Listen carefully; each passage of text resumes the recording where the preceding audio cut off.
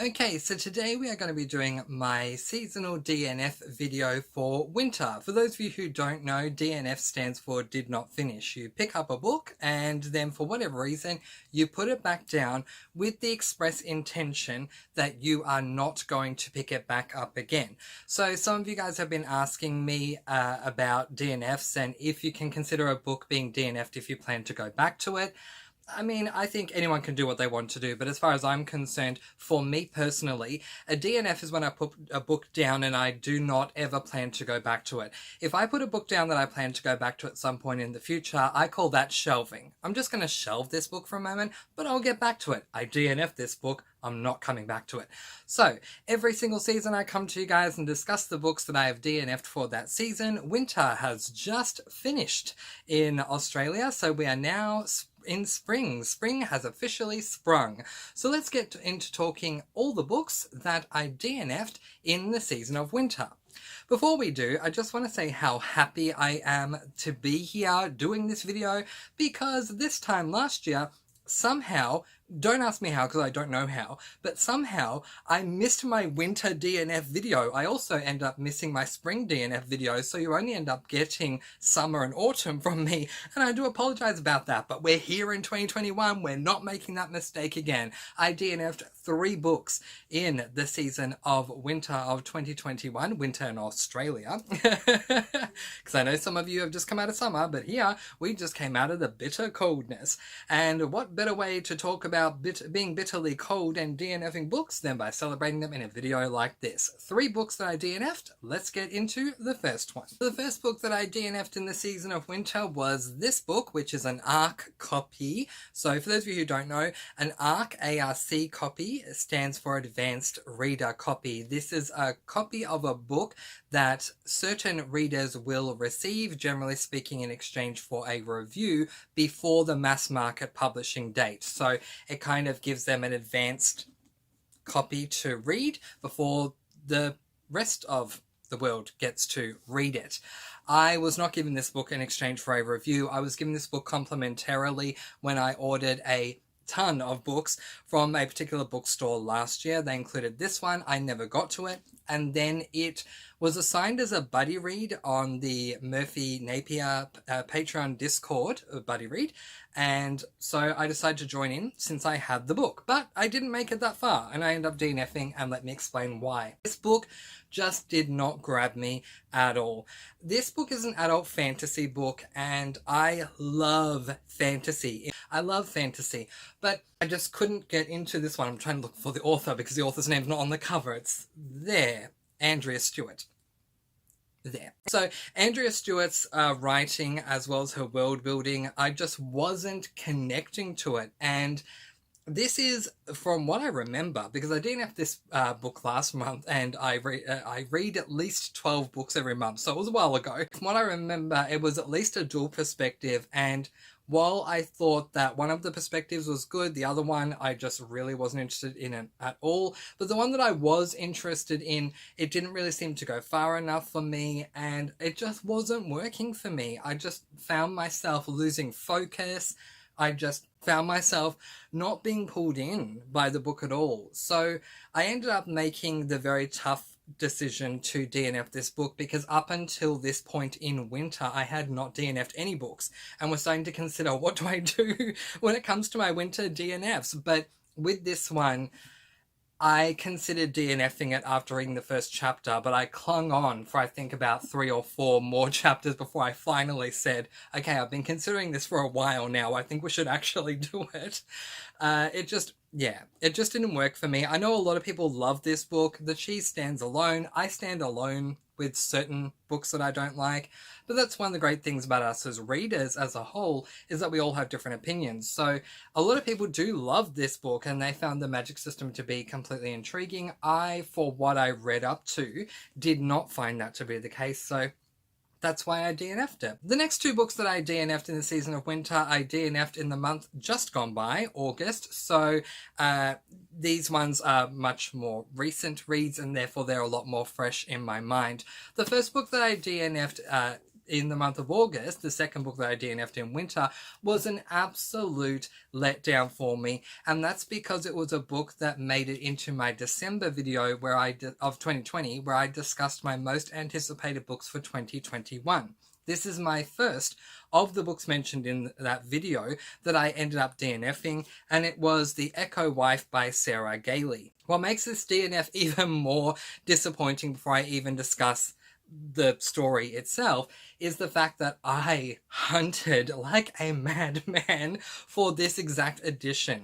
So when I did the video I did in December of 2020 talking about my most anticipated new releases for 2021, the idea of what the cover would look like was this image. The Echo Wife by Sarah Gailey. Put a picture of it up there. So this book sounds really intriguing. It is a sci-fi book, and it is set in a world where we have this wife who is extremely intelligent, so intelligent that she builds an absolute replica of herself with all of the abilities, attributes, things that the human, the original, refuses to do.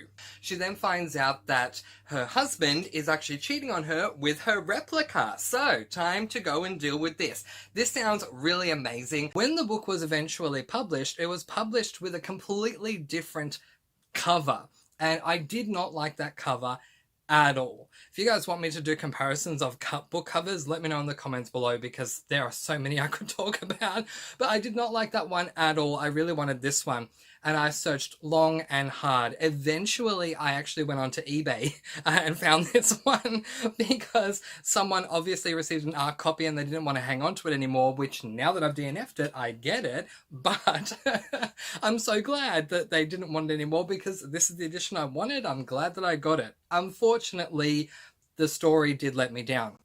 In actual reality, we follow a woman whose husband has already cheated on her before the book begins, so the premise was already off. The way the premise was set up was, as a revenge, she creates a replica of herself to see what her husband will do. He cheats on her, so she was right all along.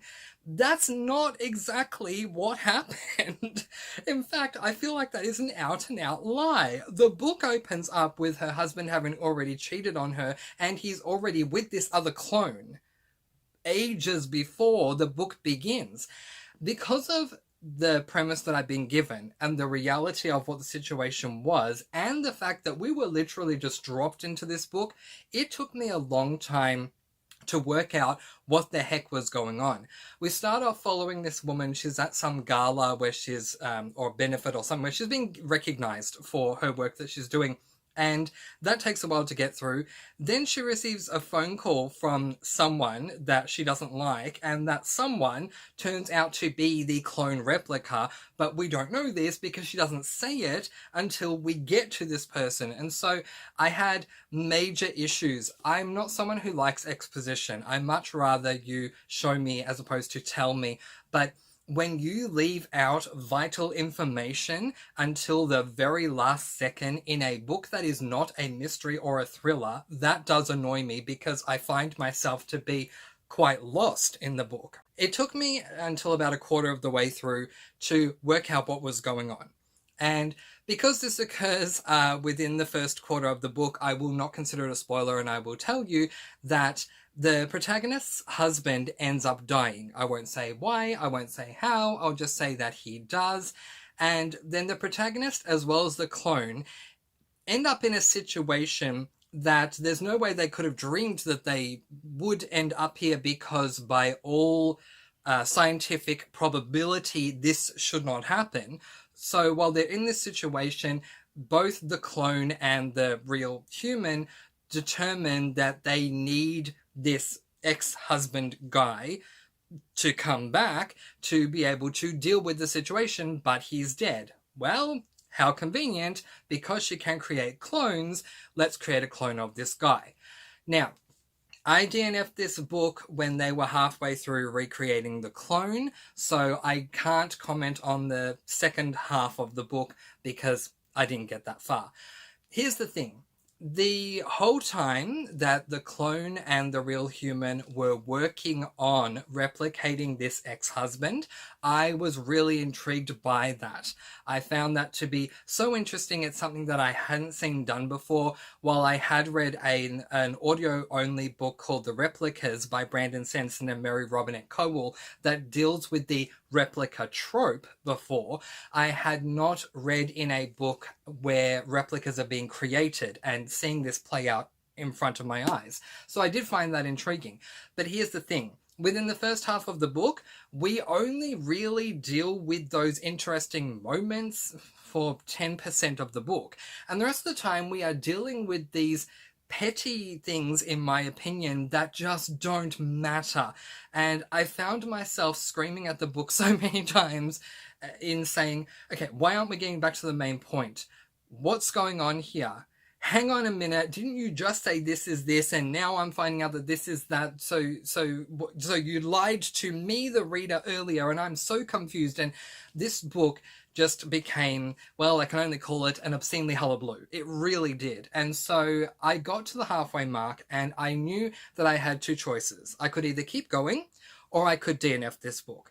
I already had a number of books still to get through for the month of August, so I end up just DNFing it because I thought, I'm not enjoying it overall, I'll DNF it. And now we're going to talk about the third book that I DNF'd in the season of winter. This is the final book that I DNF'd this season, and this is the book, not only of the season, but of the year, that I received the most backlash on for DNFing it. Let's be real. No one was out and out rude to me, but, you know, people weren't afraid to express their opinion that they were disappointed in me for DNFing this book. But the thing is that we need to keep in mind is that everyone does have differing opinions, and, you know, different readers like different things, and unfortunately it wasn't for me. So let's just rip the band-aid off and reveal what it was. It was Piranesi by Susanna Clarke. You can see it there on the spine. This is an ARC copy, again an advanced reader copy, and funny enough I received both of these books in the same box from that same bookstore. Okay, why did I DNF this book? Because a lot of you want to know.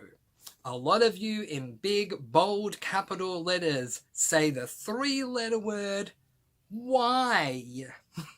As in, why did you DNF this book? It's unacceptable. I loved this. What is wrong with you, Mr. Francy? So now let me give you my full thoughts. This book is what I'm going to call, or refer to as, a compendium of journal entries. Now that's fine. I have no problems with really any author doing whatever the heck they want to do with a book. And I've read a number of letters within standard narration, but I've never read a book that is just letters or just journal entries. And this book is literally just journal entries. And I found the experience, me personally, a lot of people disagree, but me personally, I found the experience very jarring because I wanted some prose, some narration, some standard narration to link between the journals themselves, between ending one journal and starting another, so that I had some kind of a buffer that would assist me throughout the book. But because it was literally journal entry after journal entry after journal entry after journal entry and journal entries of works of fiction, it just didn't work for me. And so I had no issues in DNFing this book, and I just felt like I couldn't get to love him because I couldn't get to know him. And that was something that I had trouble with also. I couldn't get invested in the book because I couldn't get invested in the character because I wasn't really getting to know who the character was. I was more reading entries that they were writing. I'm sorry that I disappointed so many of you in doing so. If you would like to see me make up for it, recommend a book to me in the comments below and I'll try and get through that one, and then we can yay and party and all that. Alright, I'm done. Yay for getting out a winter seasonal DNF video. Woo! I feel like this is a promise that I have been making Oh, goodness me. I mean, since over a year ago to do the one in 2020, and then certainly once the year ended, for 3/4 of the year saying I will get to my winter one this year, and I did. So big yay for me. I hope you enjoyed it, and I'll definitely be back with my final seasonal DNF video talking all the books that I DNF'd for the season of spring. In the meantime, I hope you enjoyed this video. Feel free to sound off in the comments below with your thoughts, whether you agree or disagree. We all like to have fun here. But in the meantime, letting you guys go with peace, blessings, and so much love. I post videos every Monday, Wednesday, and Friday, and I'll see you again soon. Mwah. Thank you so much for watching. Good night, and happy reading!